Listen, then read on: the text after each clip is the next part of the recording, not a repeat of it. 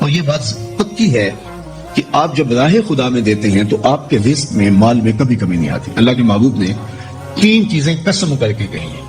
حضور نے کچھ چیزیں ارشاد فرمائی تو ان میں سے 3 چیزوں کے بارے میں فرمایا کہ یہ تو میں اللہ کی قسم کر کے تمہیں کہتا ہوں. اور ان میں سے ایک شے یہ کہ ما نقص مال عبد من صدقہ. فرمایا میں اللہ کی قسم اٹھا کے کہتا ہوں کہ صدقے سے مال کم نہیں ہوتا. تمہارا کیلکولیٹر حساب یہی بتاتا ہے کہ جو ہے وہ کم ہو گئی. 100 میں سے 10 دے دیے تو باقی 90 رہ گئے. آپ کا اکاؤنٹنٹ بھی آپ کو یہ بتاتا ہے کہ اتنے لاکھ میں سے اتنے ہزار دے دی باقی اتنے رہ گئے. لیکن میرے حضور نے کہا میں اللہ کی قسم اٹھاتا ہوں کہ صدقے سے مال کم نہیں ہوتا. دوسری بات فرمائی کہ شخص مانگنا شروع کر دیتا ہے, سوال کا دروازہ کھول دیتا ہے, اس کی کمی پوری نہیں ہوتی. یہ بھی میں اللہ کی قسم اٹھاتا ہوں. اور تیسری بات میرے حضور نے قسم فرما کے یہ کہی کہ جو شخص کسی کو معاف کر دیتا ہے, کسی نے کوئی زیادتی کی وہ معاف کر دیتا ہے, تو حضور فرماتے ہیں میں اللہ کی قسم اٹھا کے کہتا ہوں اس کی عزت میں فرق نہیں آئے گا. تو یہ 3 چیزیں حضور نے قسم کر کے فرمائی.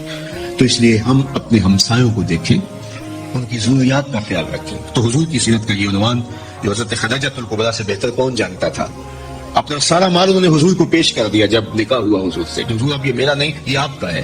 اور وہ سارا مال حضور نے لوگوں میں بانٹ دیا, ضرورت مندوں کی کفالت کرتے ہیں.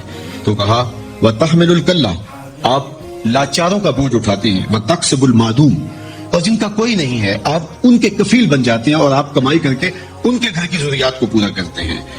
وَتَقْرِ الضَّيْفَ, اور آپ کی یہ خوبی ہے کہ آپ مہمان نواز ہیں. مہمان نوازی آپ کا شعار ہے, آپ کا طرز زندگی ہے. اور مہمان کو جو کھلایا جاتا ہے اس کا حساب بھی نہیں ہوتا, اور مہمان کے ساتھ جو بیٹھ کے کھایا جاتا ہے اس کا بھی حساب نہیں ہوتا. اور مہمان اپنا رزق خود لے کے آتا ہے اور برکت چھوڑ کے جاتا ہے. تو مہمان کو کبھی بھی بوجھ نہیں سمجھنا چاہیے. تو کہا کہ اور تیسری اور آخری بات فرمائی وَتَعِينُ عَلَى نَوَائِبِ الْحَقِّ, جو لوگ مشکلات میں پھنسے ہوتے ہیں, مصیبت میں پھنس جاتے ہیں, مسائل میں گر جاتے ہیں, آپ ان کی مدد کرتے ہیں. ابھی حضور اعلان نبوت نہیں کیا, ابھی پہلی وحی نازل ہوئی ہے, تو حضور کی ماضی کی سیرت کو حضرت خدیجہ الکبریٰ لوگوں کے سامنے رکھ لی ہے. آپ اس سے بھی پیچھے چلے جائیے. جب شب ابی طالب میں حضور کو حضور کے خاندان سمیت محصور کر دیا گیا, قریش مکہ نے حضور کو روکنے کے لیے بڑی کوششیں کی, لیکن حق کا یہ مسافر کبھی بھی رکنے والا نہیں تھا. بلکہ حضور کے چچا کو بلا کے کہا کہ اپنے بھتیجے سے پوچھو کہ تمہارا مسئلہ کیا ہے. دولت مال چاہیے تو ہمسائے لوگ مل کے اتنی دولت ان کو دے دیتے ہیں کہ کوئی کمی نہیں رہے گی. اور اگر کسی خاتون سے نکاح کرنے کی آرزو دل کے کسی گوشے میں ہو تو وہ بھی بتائیے. کسی سردار کی بیٹی سے نکاح کرنا چاہیں تو ہم اس کے لیے بھی حاضر ہیں, لیکن یہ بتوں کی مخالفت چھوڑ دی جائے. تو جب بہت ساری باتیں جو سب نے مل کے کی اور جو ہے وہ دباؤ بھی ڈالا کہ اگر نہیں یہ کرتے تو پھر حالات کی تلخیاں اور جو کچھ ہے وہ آپ کے سر پہ ہوگی. تو حضور کے چچا جناب ابو طالب حضور کے پاس آئے تو ان کی طبیعت پر کچھ بوجھ تھا. تو انہوں نے کہا کہ بھتیجے, میں اکیلا اتنے قبائل کے ساتھ لڑائی کا بوجھ نہیں اٹھا سکا, میری کمر کمزور ہے. تو حضور علیہ الصلوۃ والسلام کی خدمت میں انہوں نے کہا کہ وہ تو اس طرح کی باتیں کر رہے ہیں. تو آقا کریم نے جو جواب دیا وہ سنیے.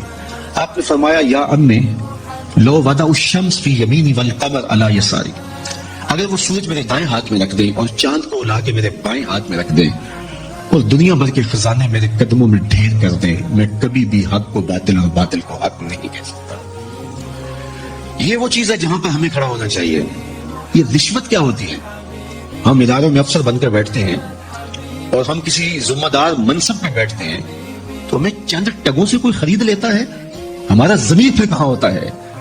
کائنات کی نعمتیں اس کو پیشکش کی جا رہی ہیں جو پیدا ہوا تو باپ کا سایہ سر پہ نہیں ہے, 6 سال کی عمر ہے تو ماں انتقال کر گئی ہے. یہ حالت ہے. لیکن کہا جا رہا ہے کہ جناب آپ کو جو چاہیے ہم فراہم کرتے ہیں, لیکن کہا لو وضع الشمس فی یمینی, اگر وہ سورج کو میرے دائیں ہاتھ میں رکھ دیں اور چاند کو میرے بائیں ہاتھ میں رکھ دیں اور میرے پاؤں میں کائنات کے خزانے لا کے دولت قارون بھی رکھ دیں, لیکن میں پھر بھی حق کو حق کہوں گا, باطل کو باطل کہوں گا, تو میں چند ٹگوں پہ اپنی زمین کا سودا کیسے کر سکتا ہوں اگر میں رسول اللہ کو مانتا ہوں, اگر میں حضور علیہ الصلوۃ والسلام کا فالوور ہوں, اگر میں ان کا امتی ہوں, ان کا غلام ہوں, ان کا عاشق ہوں, تو پھر میں کیوں اپنے ملک کو بیچوں, میں کیوں عدل کو بیچوں, میں کیوں انصاف کو بیچوں, میں کیوں اپنے منصب کو بیچوں, میں کیوں لوگوں کے حق غصب کروں, لوگوں پر زیادتیاں کروں. میں دیوار رکھتے ہوئے ہمسائے کے 2 انچ دبانے کے لیے اپنی ضمیر کا سودا کر رہا ہوں. میں اس کے اوپر سے رشوت پکڑوں یا نیچے سے پکڑوں فرق نہیں پڑتا اس سے, میں اپنے ضمیر کا سودا کیا ہے اور برسر بازار کیا ہے اور بہت سستا بیچا میں نے اپنے آپ کو۔ وہ کیا کسی نے کہا تھا کہ ہر دو عالم قیمت خود گفتائی، نرخ بالا کن کہ ارزانی ہنوز۔ دو جہاں کو تو نے اپنی قیمت بتایا ہے، اپنا نرخ بتایا ہے کہ دو جہاں میری قیمت لگتی ہے، کہا قیمت بڑا ابھی سستا بک رہا ہے، یہ ساری کائنات تیری قیمت لگا دی جائے لیکن تیری قیمت پھر بھی نہیں ہے اور تو سستا بک رہا ہے۔ نرخ بالا کن کہ ارزانی ہنوز، تیری قیمت جو ہے وہ یہ دو جہاں نہیں ہے، تیری قیمت صرف تیرے رب کی رضا ہے۔ تو کہا کہ میں کبھی بھی، تو یہ حضور علیہ السلام کی زندگی تھی۔ خیر انہوں نے جب کہا کہ میں تو نہیں تمہاری بات کو ماننے والا، تو پھر انہوں نے سماجی بائیکاٹ کر دیا، سوشل بائیکاٹ کر دیا اور حضور کو شب ابی طالب میں مقید کر دیا۔ تو حضور کے چچا نے اس وقت ایک قصیدہ لکھا حضور کے نام، چونکہ یہ پانی نہیں پہنچنے دیتے تھے، غلہ نہیں پہنچنے دیتے، کوئی باہر سے بھی آتا تاجر تو اس کا غلہ خود خرید لیتے کہ کہیں وہ بنو ہاشم کے پاس نہ چلا جائے، اور وہ خرید کے اپنی زندگی اور موت کے درمیان جو ٹوٹتا ہوا رشتہ ہے جو ہے وہ اس کو کہیں بچا نہ پائے۔ تو حضور کے چچا نے ایک ماضی کا واقعہ قریش کو یاد دلایا اس قصیدے میں۔ ہوا اس طرح کہ حضور کی عمر تھی کوئی 9 سال یا 8 سال کہ مکے میں قحط پڑ گیا، تو حضور کے چچا کے پاس لوگ آئے کہ قحط پڑ گیا ہے اور آپ اولاد اسماعیل سے ہیں، تو اللہ کی بارگاہ میں دعا کیجئے کوئی بارش کے آثار پیدا ہوں اور کوئی سبزہ پیدا ہو۔ آپ نے فرمایا تم بھی سین حرم میں پہنچ جاؤ، میں بھی پہنچ جاتا ہوں، وہ اللہ کی بارگاہ میں دعا کرتے ہیں۔ خیر لوگ جمع ہو گئے تو حضور کو ساتھ لیا حضور کے چچا نے اور سین حرم میں پہنچے اور کعبۃ اللہ کی دیوار کے ساتھ حضور کو یوں کھڑا کیا کہ حضور کی پشت کعبہ کی دیوار کے ساتھ لگ رہی تھی اور رخ لوگوں کی طرف تھا۔ تو جب یوں حضور کھڑے ہو گئے تو حضور کے چچا نے ایسے ہاتھ پھیلا کے کہا، اے اللہ اس بری رنگت والے کے صدقے بارش نازل کر دے۔ راوی کہتا ہے، ابن ساکر نے لکھا ہے، باقی لوگوں نے بھی لکھا ہے کہ ابھی جو ہے وہ لوگ گھروں کو نہیں پہنچے تھے کہ چھم چھم می برسنے لگا اور لوگ بھیگ کے گھروں کو گئے اور اتنا سبزہ ہوا کہ لوگ خوشحال ہو گئے۔ تو آج جب حضور علیہ السلام اور حضور کے خاندان کو شب ابی طالب میں مقید کر دیا گیا تو کچھ پہنچنے بھی نہ دیا جاتا، تو حضور کے چچا نے یہ پرانا واقعہ قریش کو یاد دلاتے ہوئے کہا، وَأَبْيَضُ يُسْتَسْقَى الْغَمَامُ بِوَجْهِهِ سِمَالُ الْيَتَامَى عِصْمَةٌ لِلْأَرَامِلِ۔ آج تم پانی نہیں پہنچنے دیتے، غلہ نہیں آنے دیتے، وہ واقعہ بھول گئے ہو جب قحط پڑا تھا اور نہ بارش برستی تھی، نہ سبزہ اگ رہا تھا، جانوروں کی چھاتیاں بھی سوکھ گئی تھی، دودھ بھی نہیں مل رہا تھا۔ یہی میرا وہ گوری رنگت والا بھتیجا تھا جس کے چہرے کو دیکھ کے امٹ کے بادل آئے تھے۔ وہاں دو لفظ گئے، سمال الیتامى عصمۃ للارامل، یہ میرا وہی بھتیجا ہے جو یتیموں کا سہارا ہے اور بیواؤں کا آسرا ہے۔ اب حضور جب خود یتیم تھے، یتیمی کی عمر بلوغت سے قبل ہوتی ہے، تو یتیم ہو کر بھی یتیم پرور تھے، یتیم ہو کر بھی یتیم پرور تھے، اور حضور بیواؤں کے گھروں میں جا کے ان کا پانی بھر آتے اور یتیموں کی مدد کرتے اس دور میں جب خود درد یتیمی سہ رہے تھے۔ اور پھر میرے حضور نے یتیم کی کفالت کا لوگوں کو درس دیا، اور میں آپ سے ایک سوال کرتا ہوں، اس کائنات میں سب سے اچھا اور خوبصورت گھر کون سا ہے؟ تو کوئی یہ کہے گا کہ جو شہر کے وسط میں ہے وہ گھر اچھا ہے، کوئی یہ بولے گا جو تعلیمی اداروں کے قریب ہے، بچوں کو آنے جانے کی سہولت رہتی ہے وہ گھر اچھا ہے، کسی نے کہا نہیں جو بر لبے سڑک ہے، کسی نے کہا کہ جو علاج گاہوں کے زیادہ قریب ہے، کوئی بولا جو عالی نسب سوسائٹی میں واقع ہے جہاں سیکورٹی کے آثار ہیں، آسانی رہتی ہے، کسی نے کہا جو ساحل سمندر پر ہے، کسی نے کہا جو لبے دریا پر ہے، کسی نے کچھ کہا، کسی نے جو بہت کشادہ ہے وہ گھر خوبصورت ہے۔ میرے حضور نے کہا اس کائنات میں سب سے اچھا اور خوبصورت گھر وہ ہے جس میں یتیم رہتا ہو اور اس کی عزت بھی ہوتی ہے، اس کی تکریم بھی کی جاتی ہے، صرف رہتا ہی نہ ہو، اس کو اپنے بچوں کی طرح رکھا جاتا ہو اور اس کے وہی حقوق اور وہی جذبات کا اسی طرح خیال رکھا جاتا ہو جس طرح اپنے بچوں کا خیال رکھا جاتا ہو۔ چونکہ خود درد یتیمی سہا ہے۔ علامہ اقبال علیہ رحمہ نے ایک نظم لکھی تھی کہ زمانے میں نالہ یتیم، انجمن حمایت اسلام کے سالانہ اجلاس میں آپ نے وہ نظم پڑھی تھی، تو اس میں یتیم کے دکھڑے بیان کرتے ہیں کہ یتیم کے کیا کیا مسائل ہیں۔ تو اس نالہ یتیم میں وہ مثال کے طور پہ کہتے ہیں جب عید کا چاند نظر آتا ہے تو وہ ایک زمانہ تھا لوگ چھتوں پہ چڑھ کے چاند دیکھا کرتے تھے، تو عمومی بچے زیادہ چڑھتے تھے، اور جب چاند نظر آتا تو وہ پھر دوڑتے نیچے آتے اور مبارکیں دیتے اپنے ماں باپ کو کہ چاند طلوع ہو گیا۔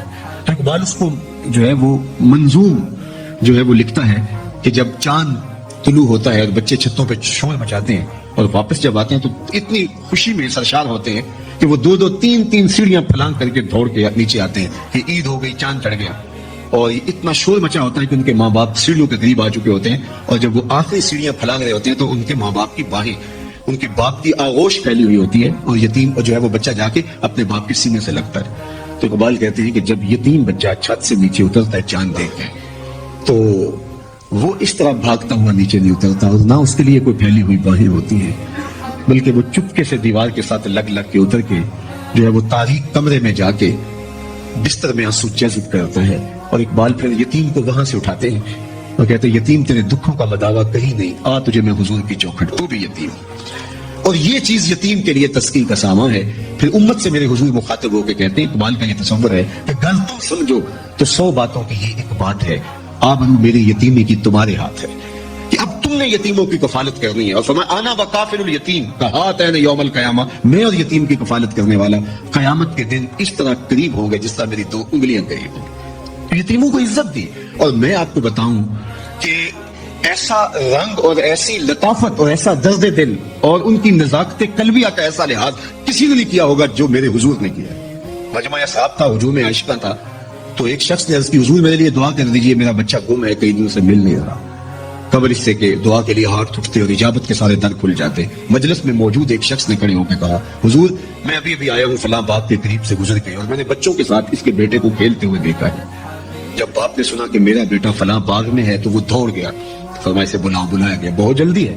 جی حضور آپ جانتے ہیں کہ باپ کے جذبات کیا ہوتے ہیں. 2-3 دن سے بچھڑا ہوں, آنکھیں ترس گئی ہیں, ممتا کی ماری ہوئی ماں الگ بے چین بے قرار ہے, میں چاہتا ہوں جلدی ملوں, آنکھیں ٹھنڈی کروں اور ماں کی گود تک اس کے بچے کو پہنچاؤں. اس نے نہ کچھ کھایا نہ کچھ پیا ہے, اس کو قرار پہنچے. فرمایا ضرور جاؤ, میں تمہیں روکتا نہیں, روکنے کے لیے بلایا بھی نہیں, تمہارے جذبات سے بھی آگاہ ہوں, لیکن تمہیں بلایا ہے تو اس کا بھی ایک مقصد ہے. جی حضور ارشاد فرمائیے. فرمایا جب باغ کنارے جاؤ اور بچوں کے ساتھ اپنے بیٹے کو کھیلتا ہوا پاؤ تو اس کو بیٹا بیٹا کہہ کے آوازیں نہ دینے لگ جانا, اس کا نام لے کے پکارنا. اور اس کی حضور وہ میرا بیٹا ہے, اگر بیٹا کہہ کے پکاروں تو حرج بھی کیا ہے. فرمایا تم نے نام بھی تو کوئی رکھا ہے, اس نام سے پکارنا. جی حضور آپ کا حکم, لیکن بیٹا کہہ کے کیوں نہ پکارو. فرمایا تم نہیں جانتے, کئی دنوں سے بچھڑے ہوئے ہو, تمہارے لہجے میں بلا کا رس ہوگا, بڑی مٹھاس ہوگی, لہجے میں بہت شہد ٹپک رہا ہوگا, اور تم نہیں جانتے, ہو سکتا ہے ان کھیلنے والوں میں کوئی یتیم بھی کھیل رہا ہو. اور جب تم اپنے بیٹے کو بیٹا کہہ کے پکارو گے تو اس کا کلیجہ چڑ جائے گا. آج میرا باپ ہوتا تو مجھے بھی بیٹا کہہ کے پکارتا. تو کہا یہ شوق گھر جا کے پورا کر لینا, بچوں کے سامنے اپنے بیٹے کو بیٹا کہہ کے نہیں پکارنا. اس بات سے منع کیا گیا کہ بیوہ کے سامنے اپنی بیوی سے ملاطفت نہیں کرنی, اظہار محبت نہیں کرنا. اس بات سے منع کیا گیا کہ غریب کے سامنے اپنی دولت کی نمائش نہیں کرنی. بلکہ میرے حضور نے تو یہاں تک فرمایا کہ اپنے گوشت کی خوشبو سے غریب ہمسائے کو تکلیف نہ دو, یا تو تھوڑا پانی زیادہ ڈال لو, شوربے کی پیالی ہمسایوں کے گھر میں بھیج دو. اور اگر ایسا نہیں کر سکتے تو ایسے زاویے میں ایسے وقت میں کھانا پکاؤ کہ غریب کے بچوں تک مہک نہ پہنچ پائے. بچے تو بچے ہوتے ہیں, وہ ضد کر بیٹھے, غریب باپ ضد پوری نہ کر سکتا ہوا تو ان بلکتے بچوں کے آنسو کون پوچھے گا. وہ کیا کسی نے کہا تھا نا, دوپہر کو سلا دیتی ہے بچوں کو وہ اس ڈر سے گلی میں پھر کھلونے بیچنے والا نہ آ جائے. تو یہ تو ان لوگوں کے درد کو سمجھا جائے. ہمارے دیہاتوں میں ایک رسم چلتی ہے, رسم وکالہ, شاید آپ کے شہر میں نہ ہو اور اس کی کوئی اور صورت یہاں پائی جا رہی ہو. وہ یہ ہوتا ہے کہ جب ہم بیٹے کی شادی کرتے ہیں تو اس کو جو جہیز دینا ہوتا ہے وہ 4 پائیوں کے اوپر بچھا دیتے ہیں, اور ایک خاتون کو کہتے ہیں جاؤ پورے محلے کی خواتین کو بتاؤ کہ ہماری بیٹی کا جہیز دیکھ لیں. اور پھر محلے کی ساری خواتین آتی ہیں اور وہ دیکھتی ہیں. اچھا دیا تو ہم نے اپنی بیٹی کو ہے, محلے کی خواتین کو ہم کیوں دکھا رہے ہیں؟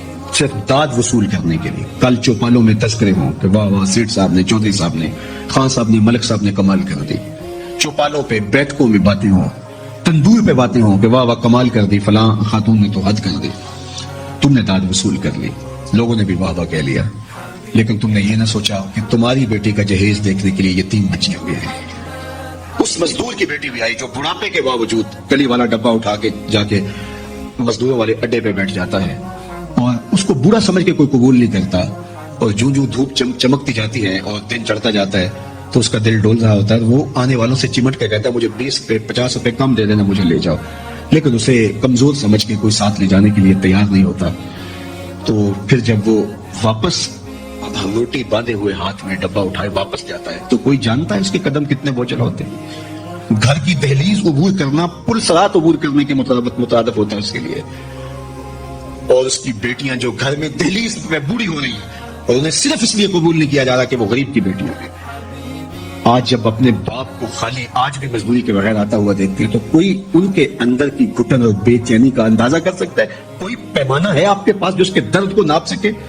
تمہاری بیٹی کا جہیز اس مزدور کی بیٹیاں بھی دیکھنے آئیں، تم نے تو داد وصول کر لی، لیکن جو زخم ان کے کلیجے پہ لگے اس کا مداوا کس کے پاس ہے؟ تیرا ٹوٹتا سب نے دیکھا، یہ نہ دیکھا ایک نے بھی، کس کی آنکھ سے آنسو ٹپکا، کس کا سہارا چھوٹ گیا۔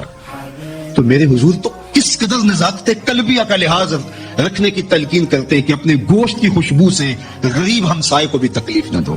سید سلیم گیلانی نے لکھا تھا کہ امیر آدمی آسائش نہ چھوڑے، نمائش چھوڑ دے تو غریبوں کی جان سوکھی ہو سکتی ہے، لیکن ہم اپنا طرز عمل بدلنے کے لیے تیار نہیں ہوتے ہیں۔ آج جو ایلیٹ کلاس کا طرز زندگی ہے اس نے غریبوں کی زندگی کو اوکھا کر دیا ہے۔ میرے حضور کو میرے رب نے اختیار دیا کہ اگر آپ چاہیں تو یہ بتا مکہ سونے اور چاندی کا بن جائے، اور آپ جس طرح چاہیں، لیکن حضور نے فرمایا نہیں کہ میں جو ہے وہ فقر کی زندگی کو اختیار کرتا ہوں۔ آج غریب حضور کو دیکھ کر کے ایک تسکین پا جاتا ہے، اور اگر حضور کی سیرت کا یہ عنوان ہمارے سامنے نہ ہوتا تو پھر بتائیے آج غریب کے لیے جائے امان کہاں ہوتی؟ میرے حضور نے غریب کو ان کے دکھ مٹانے کے لیے ایک جملہ ارشاد کیا، سنیے ذرا، کیا حکمت والے نبی ہیں۔ فرمایا کہ جو اللہ کے دیے گئے تھوڑے رزق پہ راضی ہو گیا، جو اللہ کی طرف سے دیے گئے تھوڑے رزق پہ راضی ہو گیا، اللہ قیامت کے دن اس کے تھوڑے عملوں پہ راضی ہو جائے گا۔ کتنا بڑا سہارا ہے، کتنا بڑا آسرا ہے۔ اور اس کا جو ہے رخ، دوسرا رخ کیا ہے؟ جو اللہ کے زیادہ دیے پر بھی راضی نہ ہوا تو پھر وہ سوچے کہ وہ کہاں کر رہے ہیں۔ یعنی میں اور آپ ہم دیکھیں کہ ایک طرف جو اللہ کے دیے گئے تھوڑے رزق پہ راضی ہو گیا، اللہ قیامت کے دن اس کے تھوڑے عملوں پہ راضی ہو جائے گا کہ میرے بندے تجھے ضرورت تھی تو پھر بھی میرے پہ راضی ہو گیا، تجھے بچوں کے لیے فیس چاہیے تھی، تجھے سر چھپانے کے لیے ایک مکان چاہیے تھا، تجھے 3 وقت کا کھانا چاہیے تھا، تجھے بیمار بچوں کے لیے دوا چاہیے تھی، لیکن تو پھر بھی راضی ہو گیا کہ میرے مالک نے مجھے جس حالت میں رکھا ہے میں واہ خوش ہوں۔ تو جو اللہ کے دیے تھوڑے رزق پہ راضی ہو گیا، اس کو تو ضرورت تھی پھر بھی راضی ہو گیا، ایک بندے مجھے تو تیرے عملوں کی ضرورت بھی نہیں ہے تو میں تیرے تھوڑے عملوں پہ راضی ہو جاؤں گا۔ اور دوسرا پہلو کیا؟ جو اللہ کے دیے زیادہ رزق پہ بھی راضی نہیں ہوا، ہر وقت ناشکری ناشکری ناشکری، تو پھر وہ دیکھے کہ قیامت کے دن اس کو کتنے سخت حساب سے گزرنا ہوگا۔ تو آئیے حضور کی سیرت کے سائے میں اپنی زندگی گزارنے کا عزم کیجیے۔ حضرت انسان کو اللہ تعالیٰ جل شانہ نے جسم اور روح دونوں کے مجموعے سے پیدا کیا ہے۔ صرف جسم کا نام زندگی نہیں ہے اور صرف روح کا نام زندگی نہیں ہے۔ یسألونک عن الروح قل الروح من امر ربی، روح اللہ کے امر کا نام ہے، وہ ایک باطنی لطیفہ ہے۔ اور جسم یہ آگ، ہوا، مٹی اور پانی، یہ ان 4 چیزوں کا مجموعہ ہے۔ جب روح چھوڑتی ہے اسے تو یہ بے حس بے جان ہوتا ہے، اس کی کوئی حیثیت باقی نہیں بچتی۔ جسم اور روح ان دونوں کے باہمی ملاپ سے، باہمی ارتباط سے، باہمی امتزاج سے یہ انسان، یہ پیکر اور یہ بولتا وجود، یہ دیکھتی آنکھیں، یہ سنتے کان اور یہ چلتی حرکت کرتی ٹانگیں اور یہ دھڑکتا ہوا دل اور یہ نظام تنفس اور نظام انحسام، یہ سب کچھ جو ہے وہ ان 2 چیزوں کے مجموعے کے دم سے ہے۔ تو جس طرح ہماری جسم کے کچھ تقاضے ہیں، ہمارے جسم کے کچھ تقاضے ہماری روح کے بھی تقاضے ہیں۔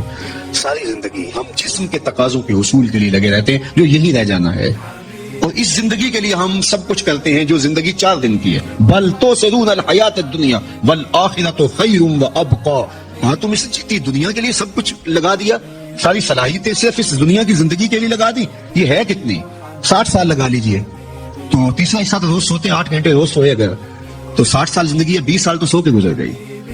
کچھ بچپن کے کاٹیے، کچھ بڑھاپے کے، کچھ بیماریوں کے، روزانہ 1 گھنٹہ کم از کم واش روم میں جاتے ہیں، تو اب بتائیے کہ زندگی باقی بچتی کہاں ہے؟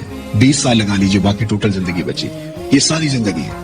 اور حشر کا صرف ایک دن قرآن بتاتا ہے 50,000 سال کا ہے، 50 سال کا نہیں، 100 سال کا نہیں، 50,000 سال کا ایک دن۔ اس کے بعد نہ ختم ہونے والی زندگی، موت کو بھی مینڈے کی شکل میں لا کے ذبح کر دیا جائے گا۔ حدیث پاک میں آتا ہے کہ جنتی جنت سے دیکھ رہے ہوں گے، جہنمی جہنم سے دیکھ رہے ہوں گے۔ جنتیوں کے دل میں ایک ہی خدشہ ہوگا کہیں موت نہ آ جائے، جہنمیوں کے سینے میں ایک ہی امید روشن ہوگی کہیں موت آ جائے تو جان چھوٹ جائے۔ جب موت کو بھی موت آ جائے گی، اتنے دکھی ہوں گے جہنمی کہ اگر موت کو موت نہ آئی ہوتی تو یہ دکھ سے مر جاتے، اور اتنے خوش ہوں گے جنتی کہ اگر موت کو موت نہ آئی ہوتی تو یہ خوشیوں کے وفود سے مر جاتے۔ تو ایسی زندگی جو نہ ختم ہونے والی ہے، اس کے لیے میں اور آپ سوچیں کہ ہم نے کیا کیا ہے۔ میرے حضور نے جو ہمیں زندگی دی ہے، وہ یہ جو سیرت دی ہے، جو کردار دیا ہے، وہ یہ زندگی بھی سنوارتا ہے اور وہ زندگی بھی سنوارتا ہے۔ ایسا دین حضور نے نہیں دیا جس کا راہبانہ دین تھا کہ ٹھیک ہے دنیا ترک کرو تو آخرت ملے گی۔ میرے حضور نے یہ دین نہیں دیا۔ لا رہبانیت فی الاسلام، اسلام میں رہبانیت کا تصور ہی نہیں ہے۔ یہ زندگی بھی بھرپور گزارو وہ زندگی بھی. ایک صحابی آئے حضور کی خدمت میں، حدیث میں آتا ہے چوزے کی طرح کمزور تھے، مثال ہے ان کی کمزوری کی. تو حضور نے فرمایا تو نے اللہ سے کوئی دعا مانگی تھی؟ اس نے کہا جی حضور میں نے دعا مانگی تھی، شاید وہ قبول ہو گئی. کیا دعا مانگی تھی؟ میں نے کہا تھا مالک میری دنیا چاہے برباد ہو جائے آخرت سنور جائے، جو آخرت کے حصے کے دکھ ہیں وہ بھی دنیا پہ بھیج گئے تاکہ میں آخرت سنوارنا چاہتا ہوں. تو مجھے بڑی بیماریاں، بڑے دکھ، بڑی مقاومتیں، مخالفتیں، دوستوں کی طرف سے تلخ رویے، میری تو زندگی کو کھا گئی یہ چیزیں، اور آپ میری حالت دیکھ رہے ہیں. تو میں نے اللہ سے کہا تھا میری آخرت ٹھیک ہو جائے، دنیا جیسے تیسے بھی گزرے، برباد ہو جائے دنیا، کوئی ٹینشن نہیں. اب حضور اس بات پہ خوش نہیں ہوئے کہ اس نے آخرت سنوار لی، دنیا برباد کر لی، ناراض ہوئے. فرمایا تو نے یہ کیوں نہیں کہا، تو یہ کیوں کہا کہ میری آخرت سنور جائے یا دنیا برباد ہو جائے، تو نے یہ کیوں نہیں کہا ربنا آتنا فی الدنیا حسنۃ وفی الآخرۃ حسنۃ، اے اللہ میری یہ دنیا بھی بہتر کر دے، میری وہ دنیا بھی بہتر کر دے. یہاں ذلیل ہونے کے لیے ہم نہیں آئے، عزت یہاں بھی پائے اور عزت وہاں بھی پائے. لیکن ہماری ترجیح کیا ہے؟ وہ زندگی ہے آخرت کی زندگی جہاں ہم نے زیادہ رہنا ہے. میں ابھی ایک ملک کے سفر سے آیا ہوں، تو دنیا کے مختلف ممالک میں آنا جانا رہتا ہے.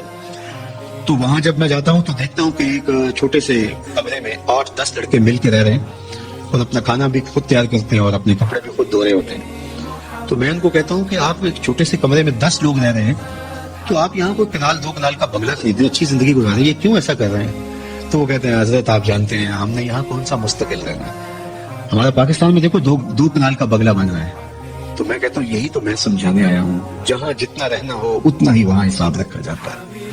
دنیا میں رہیں، ضرور رہیں، بھرپور زندگی گزاریں، لیکن دنیا سے اتنا تعلق رکھیں جتنا ہم اس دنیا میں رہنا ہے. وہ لوگ جن کے ہاں آخرت کا تصور نہیں ہے وہ اس دنیا کو ہی سب کچھ سمجھتے ہیں، وہ تو آنکھیں بند ہوگی تو پتہ چلے گا کہ آخرت تھی یا نہیں. لیکن جن کا آخرت کا تصور موجود ہے ان کو یہ زیبا نہیں ہے کہ اپنی آخرت بارے میں کچھ نہ سوچا. تو اللہ مجھے آپ کو حضور کی سیرت کے سانچے میں زندگیاں ڈال دینے کی توفیق عطا کرے اور حضور کا پیار ہماری روحوں میں اتار دے، ان کے بتائے ہوئے طریقے ہم اختیار کریں.